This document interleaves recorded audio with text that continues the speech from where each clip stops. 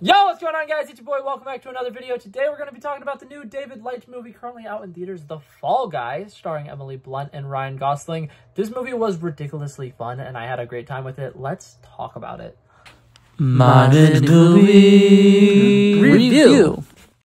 Alrighty, so right off the bat, I'm going to go ahead and issue a minor spoiler warning. I'm not going to get too far into this movie, and I don't think I'm going to say anything that could potentially spoil it for you. But that being said, I really enjoyed this movie, and if I'm going to be talking about something that I like, there's always a chance that I'll slip up and I'll say something that's spoilery. So be careful watching this video. Obviously, if there's going to be a spoiler warning, I'll put a bigger spoiler warning on the screen to tell you what time to skip to. With that being said, we're going to dive right into this. Okay, so right off the bat, I addressed the name of the director in this movie because I just realized this guy is like one of my favorite working directors today. A couple of years ago, he directed the movie Bullet Train, which I am a huge fan of. If you have me on Letterboxd, which I don't know if I've ever advertised my Letterboxd on here, but if you have me on Letterboxd, it is one of my top 4 films, the movie Bullet Train, and I was incredibly excited when I found out he was the guy directing this movie. And something that I really liked about this film is it starts off with one of those fun little things that they have in front of some movies where they're like, thank you guys so much for watching this movie in theaters, as you should be watching it, the best place to watch it, and whatever. And the way that they do that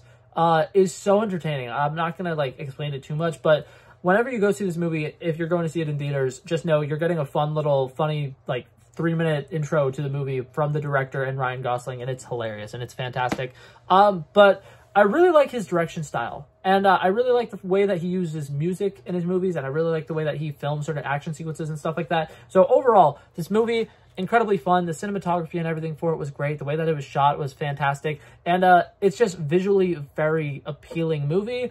Okay, so from the direction point, I also want to go ahead and just talk about Ryan Gosling's commitment to the bit here. All of these stunts, almost every single one of them, obviously I don't know which ones potentially weren't because they don't like explicitly tell you that when you're watching the movie. But after the credits roll, they show us a lot of the behind the scenes with a lot of the stunt work and stuff like that, and show that Ryan Gosling was actually the person physically there doing the majority of these stunts. And it is so cool how practical they were able to make some of these scenes and how they were able to film a lot of the stuff. Like there's a really cool sequence on a bridge where like Ryan Gosling is having a fight with people and they're like dangling outside of a truck and stuff like that, and it's a moving vehicle, and all of the stunts and stuff with that is ridiculously cool, and I really love all of that stuff. I think that this movie has a lot of really interesting action sequences that I wasn't fully expecting. One of the first scenes where we kind of like get like a fight sequence is Ryan Gosling's character has to sneak into the apartment of Aaron Taylor Johnson's character, who's like the big snobby like film star.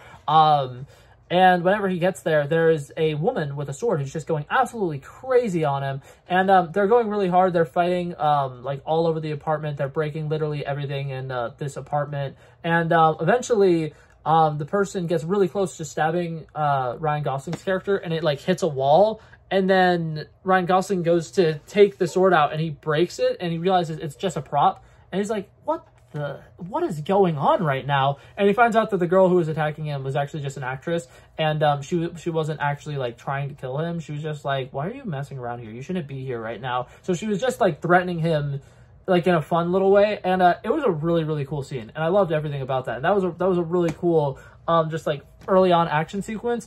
And from there, we kind of figure out all the stuff that's going on with Aaron Taylor Johnson's character, and Ryan Gosling is sent on a mission to go to this underground bar where he's going to meet some drug dealer, and the drug dealer is going to, you know, help him find the person that he's looking for or whatever. And he's just on this wild goose chase, and he goes to the underground bar, and he gets drugged, and the next 20 minutes of the movie are some of the funniest 20 minutes ever, because there are parts of it where you can't really tell what's real and what's not real. And what's it called? He is going around, and like I said, he's in an underground bar or whatever. He starts to have like really interesting fight sequences with people. He's beating a bunch of people up. He's I think you've seen this scene in the trailer, but he's like popping off like champagne bottle caps and like throwing them at people, and it's just a lot of really cool action set pieces. And because Ryan Gosling's character is like drugged at this point, they're doing a lot of really interesting stuff with a style and everything, which I really liked. And then what's it called, he chases down the guy who drugged him, and he finds him in a taxi or whatever, and he pulls him out of the taxi, and he's just like, how long are these drugs going to be affecting me? And then the guy is just like, just wait until you're seeing unicorns. And then we, for the next 20 minutes, keep just seeing a like unicorn that is hyper realistic in the background of every single shot. And it is so funny. And I absolutely loved that. And like I said, just that entire 20-minute sequence, really cool. To go from there, following that, we get to see one of my first moments in the movie that made me realize, oh my god, this movie's gonna be meta. Because for some reason, I wasn't really thinking about the fact that, like, they're filming a movie here. They're going to have sequences where it's like you can't tell if it's actually the movie or if it's something that is being filmed for the movie inside of the movie. And there starts to be like this like movie inception or whatever of there being like a movie inside of a movie, but you're also watching a version of the movie that is a movie being recorded about the movie. And it's like, okay, what part is the movie and what part is the movie of the movie and what part is the movie that's in the movie? And it gets complicated really fast. But they do a really good job of balancing it. And they do a really good job of kind of like testing the waters with certain like ideas for the movie. And Emily Blunt's character is the director, right? And she's also somebody who wrote the script. And she's kind of explaining kind of the love story between the main character of the movie and the main what's it called, like love interest slash antagonist. Surprise, the antagonist was actually somebody who they had a little hookup with. And what's it called, Emily Blunt is like trying to figure out how to have their like love story kind of rekindle itself, because it's supposed to be rekindling because the studio wants a big happy ending. And it just does such a good job of paralleling the relationship that's going on with Emily Blunt and Ryan Gosling's character. And one of my favorite sequences in the entire movie is this super meta bit where Emily Blunt's character is like, I have an idea for the third act. What is your opinion on split screens? Like, do you think split screens work? And she starts talking about how, like, in love movies, sometimes there will be split screens when characters are kind of, like, doing things on opposite sides of the world, or in this case, because she's making a sci-fi thriller, they're literally in different worlds, but they're connected throughout, you know, the times. And she talks about how, like, by the end of the split screen, the, like, middle of the screen will kind of, like, fade away, and then they'll actually be together.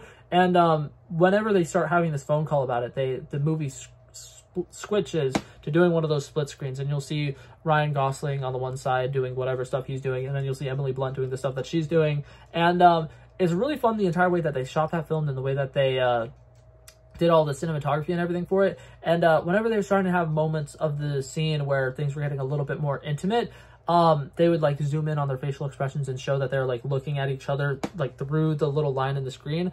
And they use the split screen to kind of showcase like a divide in the relationship that could easily be overcome because love can persevere. And I loved everything about that sentiment. I loved everything about like the deeper meaning behind that. I thought that was just a really well written scene. And on top of that, it's just super meta because it's the people in the movie talking about the relationship of the characters within the movie that's in the movie, and then it's them actually talking about themselves through the characters in the movie and that's in the movie.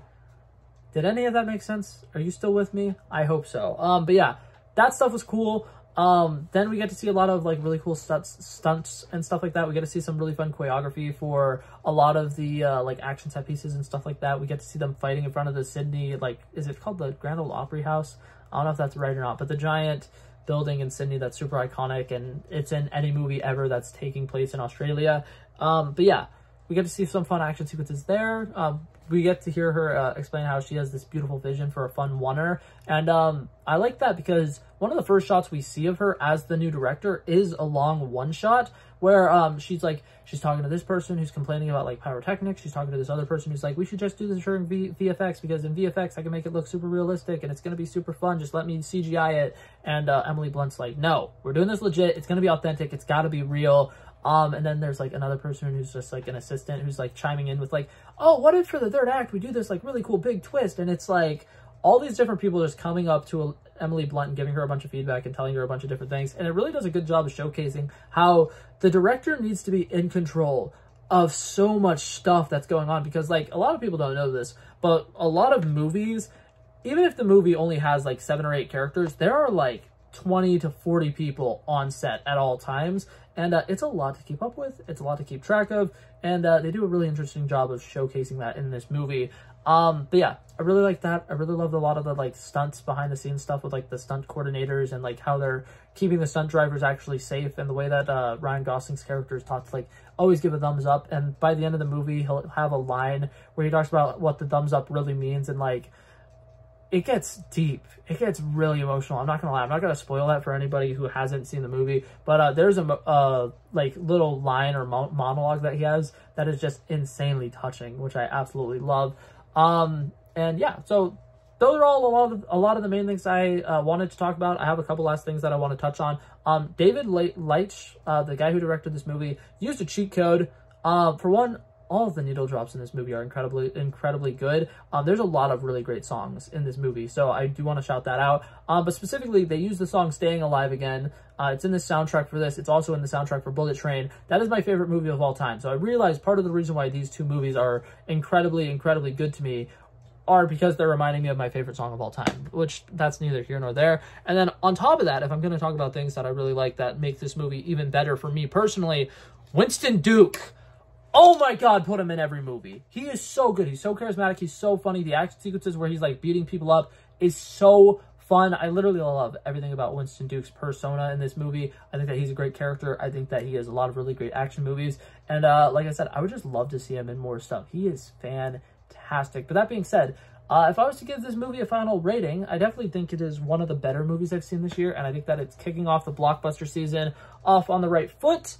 I'm going to give this movie a solid 86 out of 100. There are a couple of like plot points that really bothered me. There's a couple of things in the movie that are very predictable. And there are a couple of moments where I'm like, I really would have liked to see the aftermath of this stuff that's happening. Because like I mentioned, there's some really cool stunts that happen with like people dangling outside of a truck and there's destroying a bunch of stuff. And then there's like explosions and there's this and there's that. And for a lot of these sequences, we don't get the payoff for it, which I understand we don't need the payoff for it necessarily, but there's other moments where it's like, okay, that's just too big of a thing for them to never address it again. But yeah, that being said, it was still a good movie. I had a great time. If you are looking to see a movie in theaters right now, I think that this is probably one of the best ones. Obviously, if Challengers is still in theaters, go watch that. Dune Part 2 is still playing in some places, so if not, go see that. But that being said, that's going to be it for this video, guys. Thank you guys so much for coming by and checking it out. I love and appreciate you guys so much for watching. And if you liked it, feel free to like and subscribe. I'll hopefully see you guys in the next one. Peace out. Back at it again, but that's a relevant flow. So smooth, they calling me Mr. Elegant. Like an elephant, I got a long nose. Like a president, I've got a few hoes. Swift with a stutter, I'm smooth like butter. Don't see it coming when I slip undercover. Like a big dog, but I don't bite. I'm still a big broad, I'd win that fight. Come match you and I knock out your lights.